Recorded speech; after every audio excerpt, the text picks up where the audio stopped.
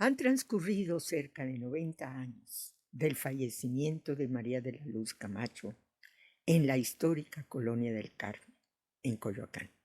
Sin embargo, la reconstrucción de su muerte está llena de claroscuros, más bien, oscuridades, por no existir información relevante y pertinente sobre su deceso.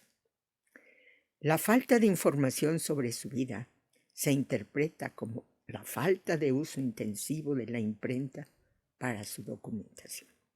Por tanto, consideramos que un acercamiento a ella tiene que ubicarse, primero, en un contexto histórico y después en uno social para poder entender su vida, su vocación.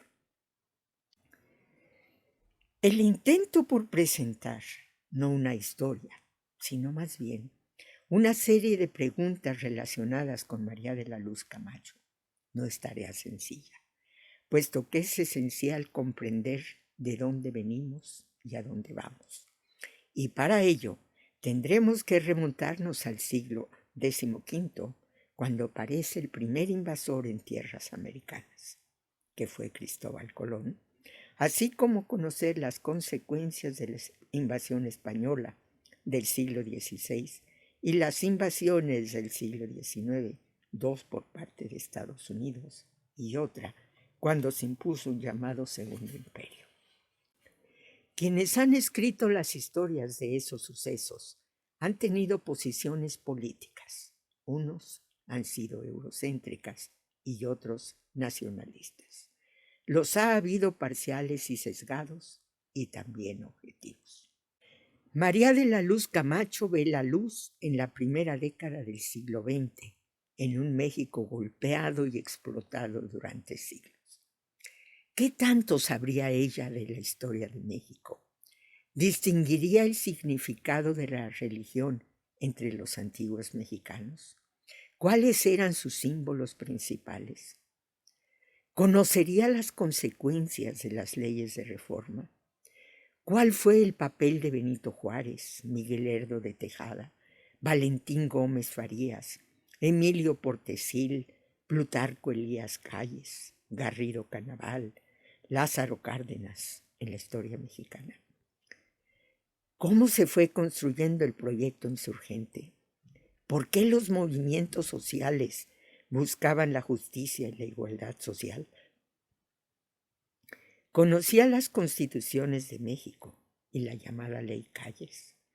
¿Por qué la obstinación del presidente Plutarco Elías Calles sobre asuntos religiosos llevó al derramamiento de sangre de mexicanos? ¿Cuál era el contenido de la ley que provocó la ruptura de relaciones entre la Iglesia y el Estado? ¿Qué medios de información llegaban a manos de María de la Luz sobre ese periodo, conocido como la Cristiada?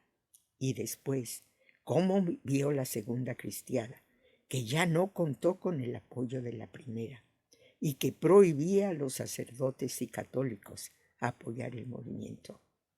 Sabría que Garrido Canaval en Tabasco tenía un proyecto político y social y su repercusión en los jóvenes que conformaron el bloque de jóvenes revolucionarios que después llegaría al Distrito Federal. ¿Quiénes eran los camisas rojas? Cuidado, no camisas negras, como se haya llamado decir. Para responder esas y más preguntas, hay que agradecer a los investigadores nacionales y extranjeros que han tenido y tienen un objeto de estudio: la guerra cristera, que durante muchos años tuvo una visión maniquea del conflicto. Estos investigadores, los nacionales, pertenecen a instituciones como el CIDE, el Instituto Nacional de Antropología e Historia, el Colegio de México, el CIESAS, el Instituto Mora, la Universidad Nacional Autónoma de México, la Universidad Iberoamericana, la Universidad Autónoma Metropolitana, así como las instituciones que custodian los acervos al respecto: Fototeca Nacional, Archivo General de la Nación, Fideicomiso Plutarco Elías Calles y Fernando Torreblanca, Condomex, para no mencionar sino algunos. Nuestro reconocimiento a esos investigadores que han recorrido el país buscando, hurgando, escarbando fuentes antiguas y modernas de primera y de segunda mano. La historia, aún no concluida del periodo, intenta explicar los orígenes de las confrontaciones entre dos poderes, el político y el religioso, que llevó a una guerra entre hermanos, donde no fue difícil el diálogo y la conciliación, pero ya muy entrado el conflicto. El poder político lo justificó por la necesidad de tener cualquier intento de sublevación y el religioso por el derecho a defender su fe, su libertad religiosa.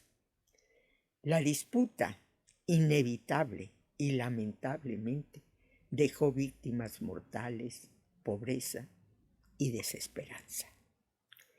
Los muertos de uno y otro bando sumaron miles entre integrantes de baja graduación de los ejércitos regular y cristero, sacerdotes, seminaristas y maestros, campesinos y sus familias.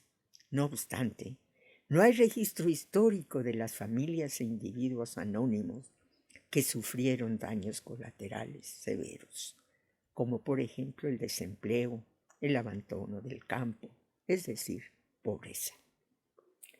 La historia dice que sin una autorización se constituyen grupos armados, principalmente en el centro del país. Fueron grupos bien organizados, con armamento, con estrategias, y aun cuando la tropa estaba conformada por hombres de campo, campesinos o representantes de la clase media, ¿de dónde provinieron sus fondos para estar pertrechados, para que sus dirigentes conocieran las artes de la guerra? Es decir, no fueran improvisados, sino formados, preparados para la guerra. Los recursos económicos, ¿de dónde los recibían? De mexicanos ricos, de los católicos de Estados Unidos. ¿Cómo aprendieron a meterse, a mantenerse en la clandestinidad, a organizar a las mujeres en brigadas, en informantes, en lo que hoy en día se llama halcones, en enfermeras? ¿Cómo aprendieron a utilizar los borregos para difundir noticias? ¿Quiénes redactaban, imprimían, distribuían revistas, hojas volantes, plaquetas, folletos? Ahora bien, pasemos al entorno social de la época. La actuación de los individuos en las diversas etapas de su vida indudablemente está relacionada con el medio social en que se ha desarrollado. De esta manera, es preciso entender qué sucedía en las primeras 4 décadas del siglo pasado en relación con la mujer. Hay muestras en la historia de la mujer mexicana del periodo que aproximan a su lucha por la igualdad, por el reconocimiento. ¿Qué tan difícil era y es ser mujer en México? La historia de la mujer en México ha estado llena de avatares. Ha estado inmersa en un mundo sexista, clasista y racista. Nuestros ancestros privilegiaron a las niñas y mujeres de clases altas, permitiéndoles realizar una actividad altamente apreciada, la de escribas, mientras que las que no pertenecían a esos grupos sociales les correspondía desempeñar oficios. Eran tejedoras, hilanderas, costureras y guisanderas, entre muchos otros. En la vida doméstica, las labores consistían en el cuidado del hogar, de los hijos, de los esposos, cuando se trataba de una familia nuclear, o de una familia extendida, cuando las madres, tías, tíos, etc., habitaban bajo un mismo techo. A las hijas, pequeñas o mayores, les correspondía ayudar a la madre en todas las tareas necesarias. En cuanto a su vida más personal, o permanecían solteras o casaban, en cualquiera de los dos estados, la carga doméstica era inevitable. La violencia hacia las mujeres sin duda existía. No obstante, además de la violencia física y verbal, otras violencias que seguramente estaban presentes son difíciles de identificar, como la obstétrica, la escolar, la psicológica, política y mediática. En México, el acceso de la mujer a la educación, como tantas cosas, no ha sido equitativo. Incluso, todavía el día de hoy se les niega a las niñas y a las mujeres jóvenes, debido a cuestiones económicas o de prejuicios, el beneficio de la educación.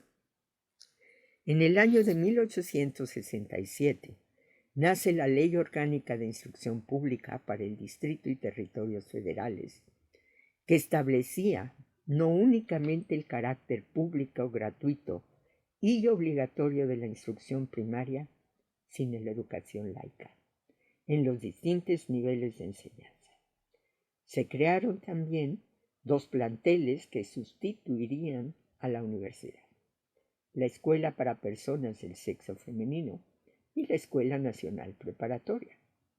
En la primera, que también se conocía como la secundaria de niñas, se ofrecían a las jóvenes opciones educativas: formarlas como profesores de educación elemental o capacitarlas para desempeñar algún oficio, otra vez propios de su sexo, opción que también se abriría en la Escuela de Artes y Oficios para Mujeres. Las egresadas de la secundaria tenían la posibilidad de ser contratadas, aun cuando fuera con un salario más bajo que el de sus pares hombres.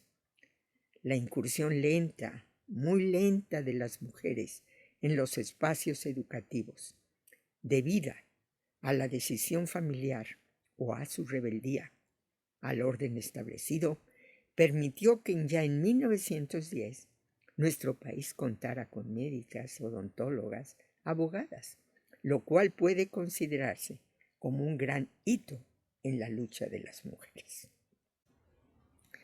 La educación de las niñas se llegaba a dar en escuelas que hoy llamamos privadas o particulares, que eran clandestinas, a las que eran enviadas, sin reflexionar que la educación laica requiere complementarse de educación religiosa, que no se limita al conocimiento de la historia sagrada o de oraciones, sino a temas de ética y moral llevados a la realidad.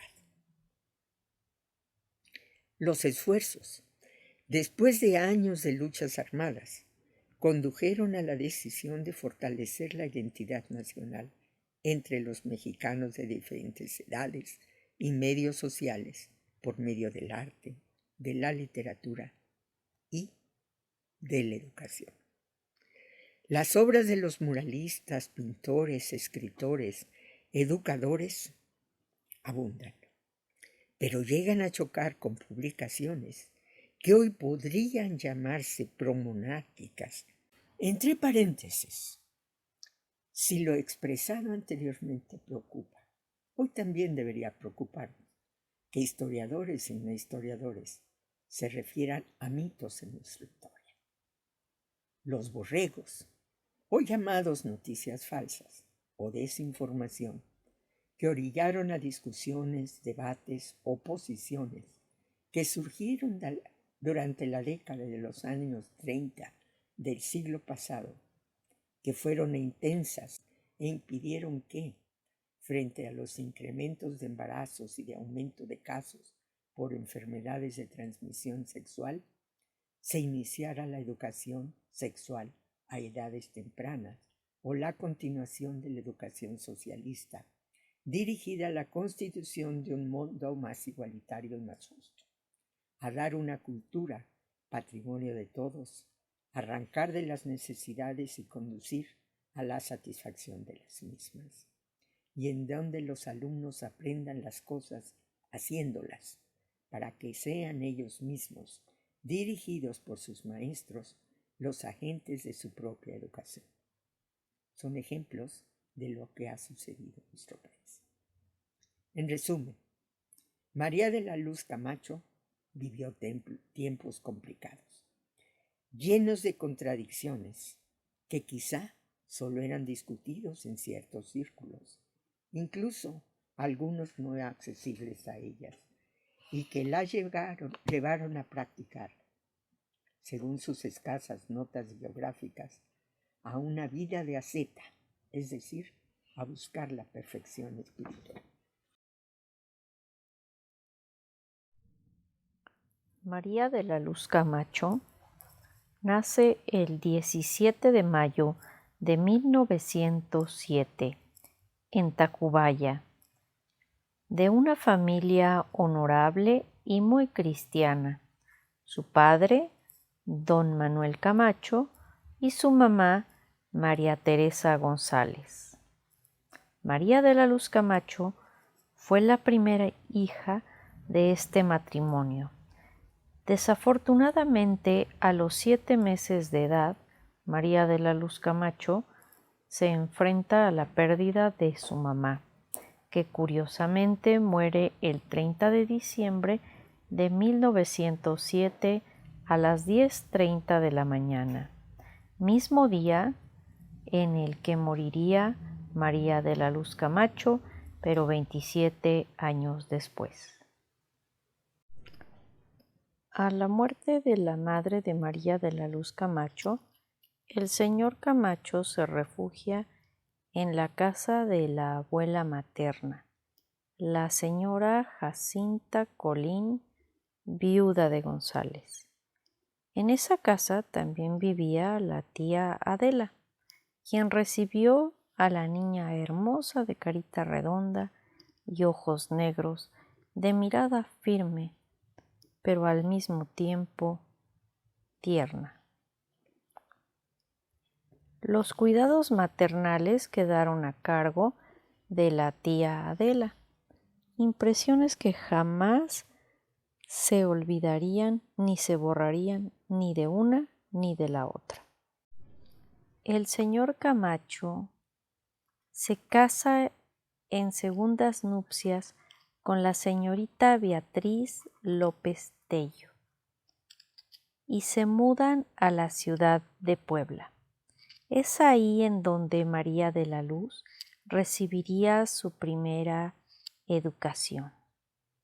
Desafortunadamente, el señor Camacho vuelve a quedar viudo y en el año de 1918 decide regresar a la Ciudad de México con sus hijos y reunirse nuevamente con la abuela materna de María de la Luz y la tía Adela.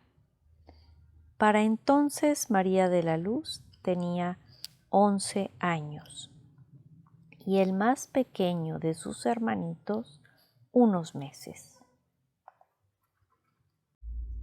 En 1924, la familia se estableció definitivamente en Coyoacán, en la colonia del Carmen, en la calle de Madrid, número 33, que actualmente es el número 47. En estos tiempos de persecución, en muchos lugares del país se organizaron las estaciones eucarísticas. Un sacerdote bien disfrazado entraba por la tarde a la casa designada, donde ya estaban preparados el altar y la familia recibía la visita del Señor. Después iba llegando poco a poco los invitados, como a una tertulia familiar, que en realidad era la celebración eucarística.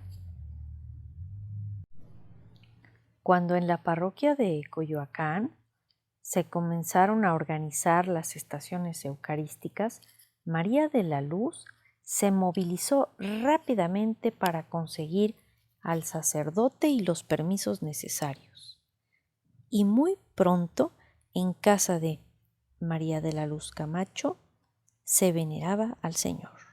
Al terminar la visita, María de la Luz se empeñaba en que otra familia gozara de esta felicidad.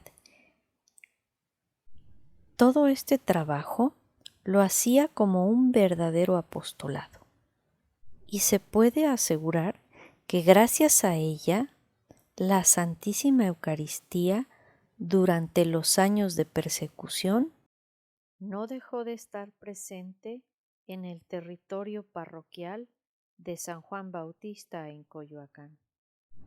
A los 15 años, María de la Luz se entrega con fervor a su apostolado predilecto, a dar el catecismo en la parroquia de San Juan Bautista, ya que su casa estaba muy cerca de la iglesia. Cada sábado, María de la Luz se ve rodeada de niños que llegaban, dicen que hasta 80. Y eso que estamos hablando de tiempos de persecución religiosa en México. María de la Luz, como catequista, fue ejemplar. Se preocupaba mucho por sus alumnos. Incluso preparaba especialmente con cuidado, dándoles cuestiones de apologética.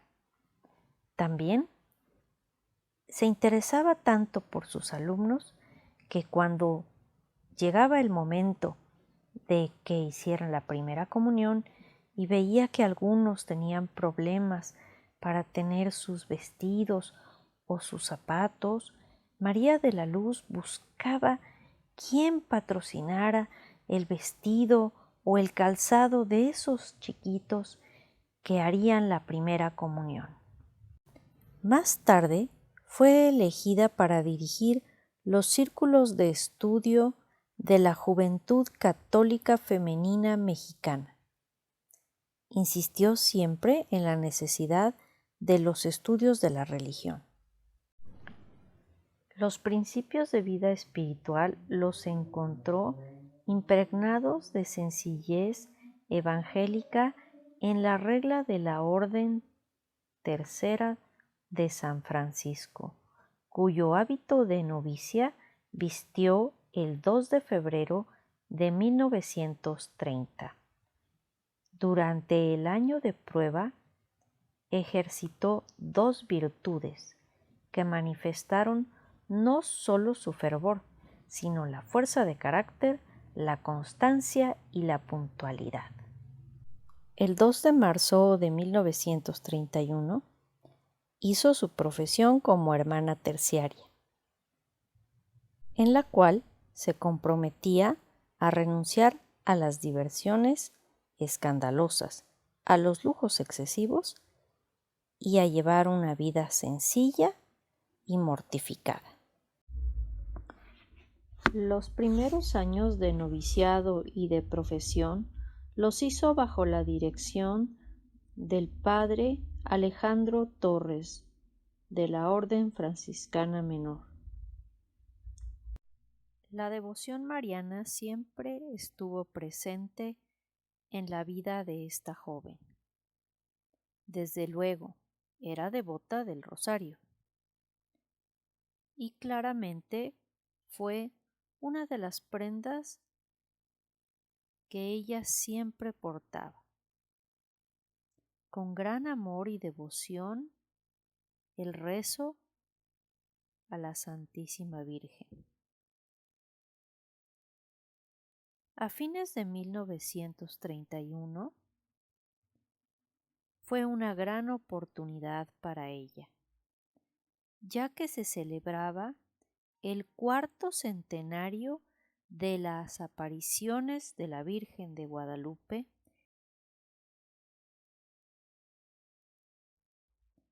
El fervor de los mexicanos se desbordó. Querían agradecerle a la Virgen la apertura de cultos y el haberlos acompañado constantemente durante este tiempo de gran prueba. Fue toda una semana de festejos, que culminaron el 12 de diciembre de 1931. Los mexicanos no solo se sentían acompañados, sino sostenidos por la Virgen de Guadalupe. En la parroquia de Coyoacán, la devoción fervorosa se notó de manera particular. Y no solo María de la Luz fue el alma, sino el motor de este festejo. Durante el triduo del día 12, ella, ayudada de su hermana Lupita y de algunas amigas, hizo centenares de farolitos azul y rosa, los colores guadalupanos, para adornar las casas. Muy temprano, antes de que saliera el sol, salió de su casa con un grupo de muchachas a recorrer las calles con guitarras y tambores. Los vecinos se despertaban con los hermosos sones de las mañanitas guadalupanas. En Coyoacán, la familia Camacho se distinguió entre todas por el fervor mariano, y el centro de todo este movimiento fue María de la Luz. Algunas de las características de la personalidad de María de la Luz podemos destacar la alegría contagiosa, una gran sociabilidad y un excelente trato a los demás. Desde que María de la Luz cursaba el equivalente a la secundaria en el Instituto Católico con la señorita Sea, se descubre su vocación artística en las obras de teatro, en los diferentes festivales que se organizaban en el colegio. Repartía ropa el día de Santa Isabel de Hungría, junto con su mamá y su hermana. Llevaban platos suculentos para los pobres. Esta costumbre se llevó a cabo todos los años, y como ella, otras personas compartían este apostolado. Funda el cuadro dramático Santa Isabel, reina de Hungría, pues decía que esta gran santa se olvidaba de su linaje, dándoles alimento y vestido a los pobres. Y además confeccionaba ropa personalmente. También organizaba funciones teatrales para ellos, les repartía la ropa, les daba alimento y con palabras cariñosas los trataba. En resumen, fue una gran actriz, llenando siempre el salón de actos en la parroquia de Coyoacán. En una ocasión que se iba a exhibir una película inmoral en el Cine Esperanza de Coyoacán, se lo comunicó a sus amigas para boicotear la película. Pero ellas no ayudaron. Entonces, su padre le imprime unos volantes que reparten a la gente que iba a entrar al cine. Fue para el dueño del cine una gran cólera esta acción tan valiente de esta joven laica. Era una joven llena de piedad. También preparaba la misa, cantaba, tenía una hermosa voz, tocaba regularmente el violín, bordaba y pintaba. También confeccionaba ropa para sus hermanos. Comulgaba y oraba diariamente. Lucha como la llamaba su hermano Rafael, tenía un gran defecto, la terquedad. A su papá le ayudaba con las composturas de la casa, carpintería, mecánica o lo que fuese. En una ocasión se descompuso la bomba del agua. Su papá no estaba y ella, sin pensarlo, se encargó del problema y lo solucionó. Su papá le decía: si fueras hombre, tendríamos carpintero, electricista, plomero, etc. El 28 de diciembre de 1934, en una reunión de los jóvenes de su grupo, Lucha, les había dicho: hay que darnos un abrazo de Año Nuevo. Quizás ya no nos veremos. 2 días después, es decir, el 30 de diciembre, a las 8 de la mañana, terminando el papá de María de la Luz y su hermano de oír misa y comulgar, estando en el presbiterio, dando gracias a Dios, en ese momento se acercó el padre Rafael Medina para comunicarles que los camisas rojas iban a atacar el templo. Lo tenían preparado. Querían incendiarlo o quizás volarlo con dinamita. Dicho sacerdote les pidió que acudieran junto con algunos vecinos a defender la iglesia. Cuando salen del templo, ya se encontraban en el zócalo de Coyoacán unos 60 de ellos, con boinas negras, camisas rojas, pantalón negro y pistola enfundada en su cintura. Cuando llegaron a su casa, el padre de María de la Luz le comunicó a la mamá de María de la Luz y a sus hermanos Lupe y Chucho lo que les había transmitido el sacerdote y lo que ellos por sus propios ojos habían observado en el zócalo de la parroquia. Lucha había estado el día anterior enferma de un absceso molar. Sin embargo, se arregló y se vistió con un vestido de seda verde, cuello blanco y zapatos blancos. Su hermana Lupe le preguntó: ¿por qué te pones tan elegante? Y ella le contestó: cuando hay que defender a Cristo Rey, hay que ir elegante para el combate.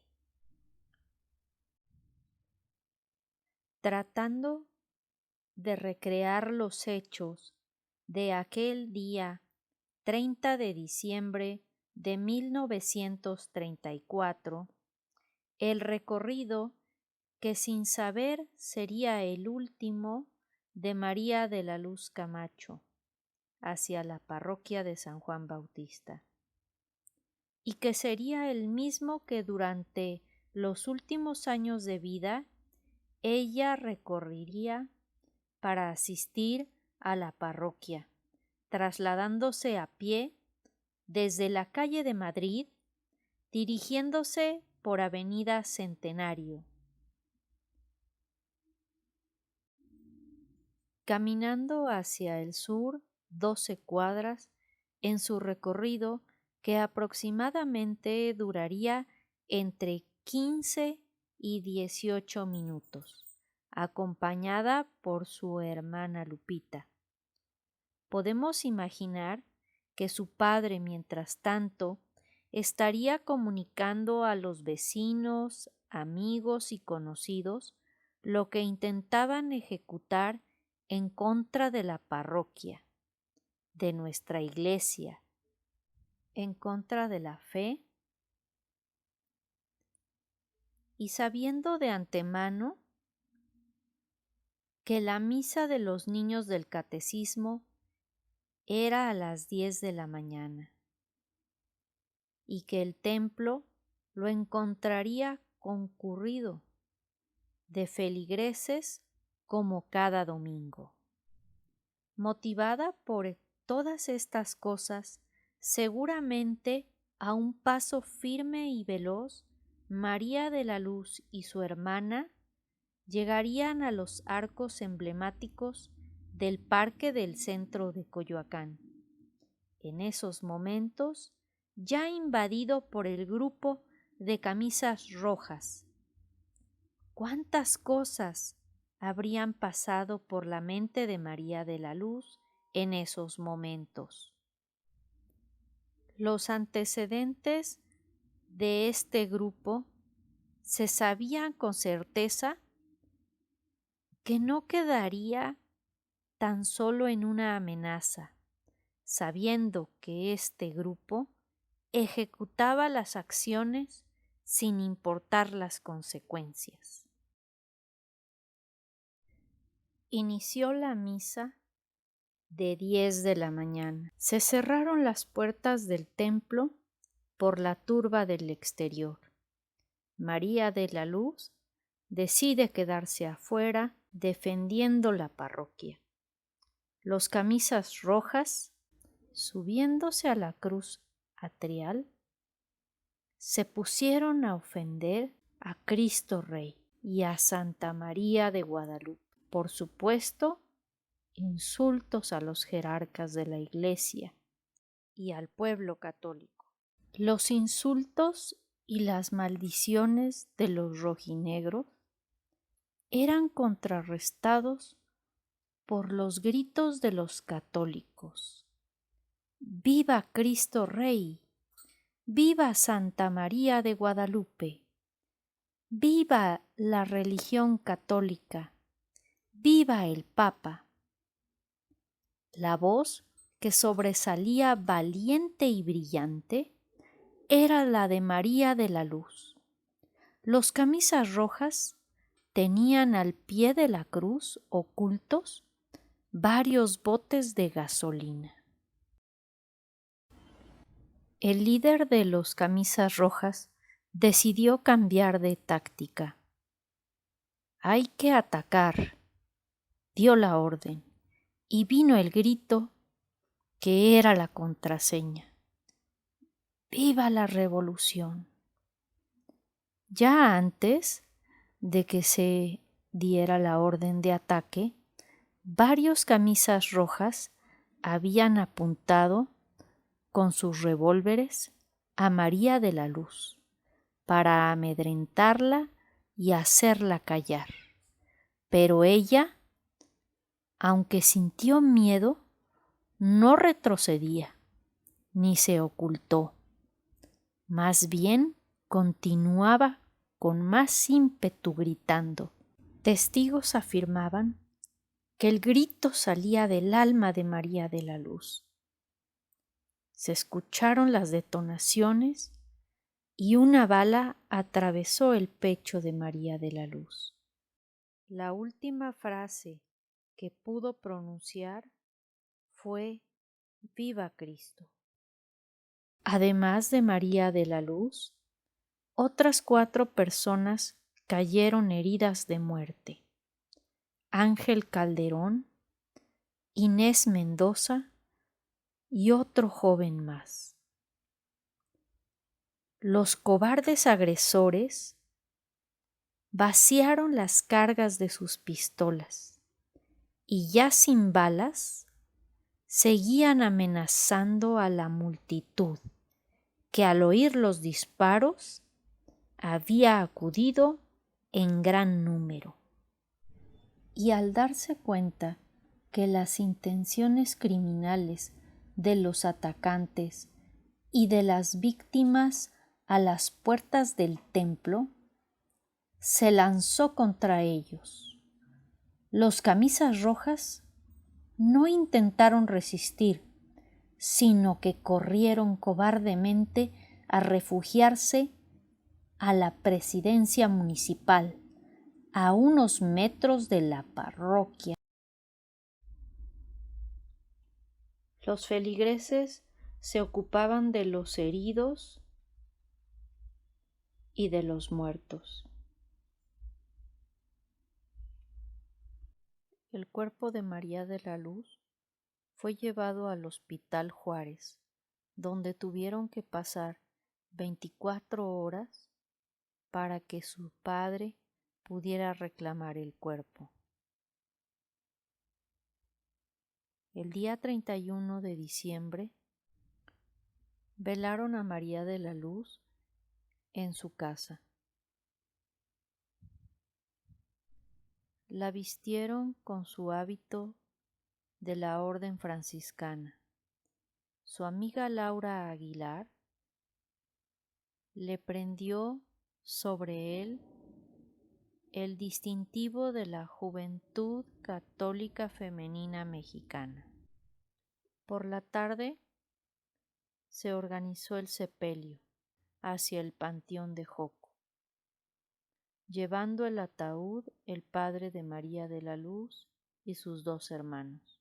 Un cortejo de señoritas vestidas de blanco y con velos acompañaron el cadáver de María de la Luz por la calzada México hacia el Panteón de Joco.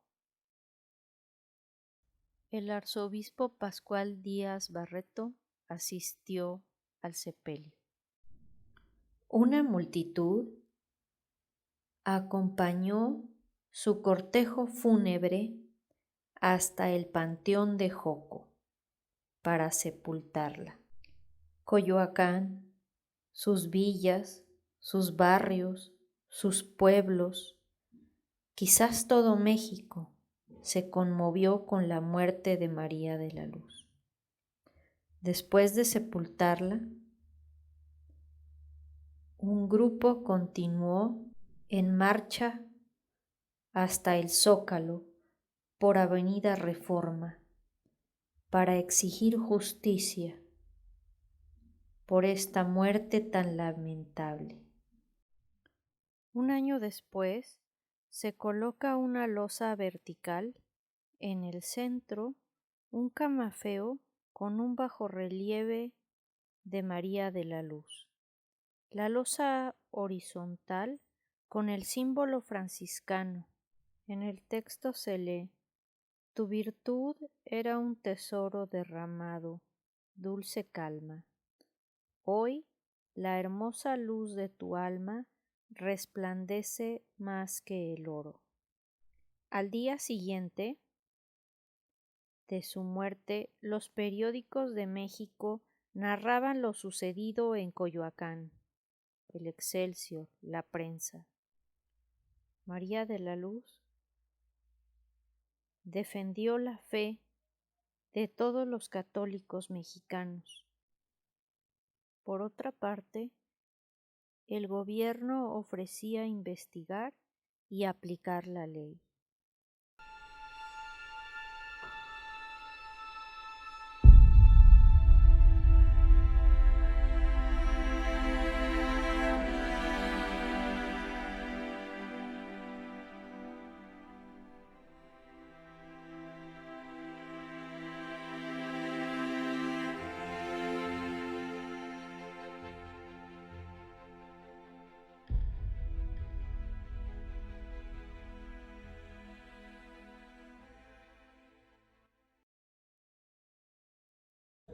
Paz y bien.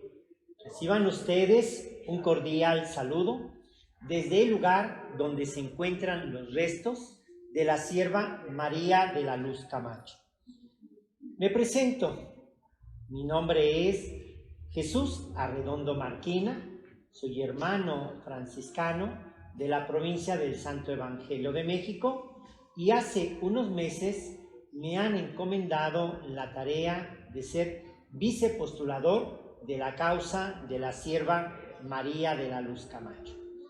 De esa joven, valiente en su fe, firme en sus convicciones, que el día 30 de diciembre del año de 1934, en la puerta de esta iglesia, perdió su vida al momento que proclamaba su fe, defendía su iglesia y gritaba a los 4 vientos: ¡Viva Santa María de Guadalupe! ¡Viva Cristo Rey!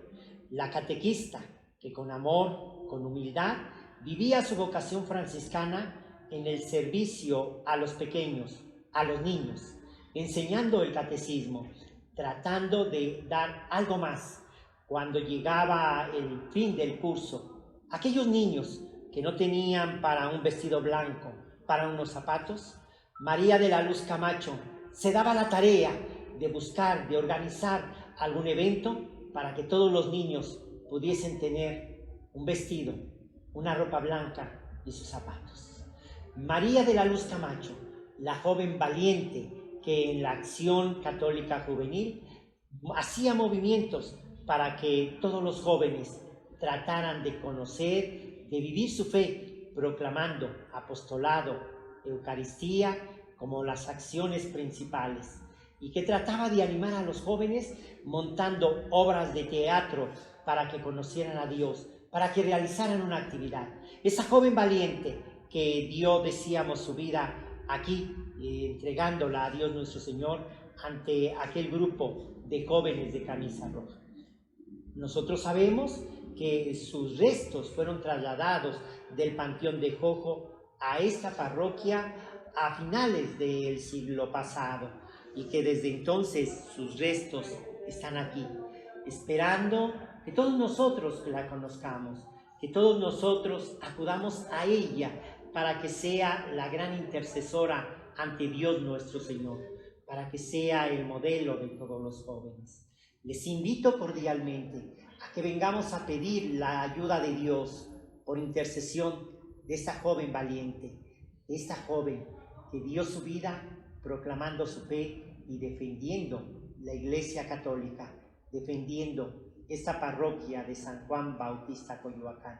Si alguien recibe algún milagro, les invitamos a colocar su testimonio en un papel y depositarlo en esa alcancía. Aquí les esperamos, aquí donde esta joven María de la Luz Camacho dio el testimonio de su fe, defendió su iglesia y aquí, a la entrada del templo, sigue esperándonos para darnos ese testimonio. ¡Viva Cristo Rey! ¡Viva Santa María de Guadalupe! Paz y bien.